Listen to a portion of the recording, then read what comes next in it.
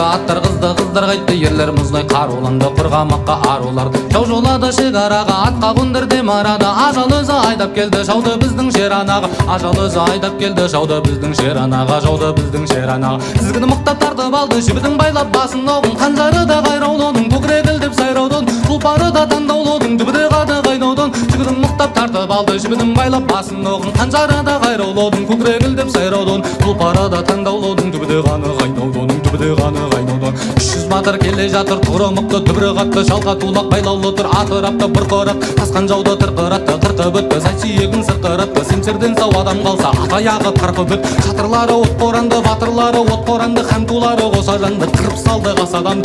Тұйылдан төнген бір күт, көлеңкесі жаудыр күттіп, аштақадай жалын бүркіп, жауылдарын жалындырдып. Қазағымның қара жері сенің иең, менен туған ұрпағым деп жауларының жанын қырып, бірнешеуін сабап сабақ болар болашаққа, оған керек шайдықтыр.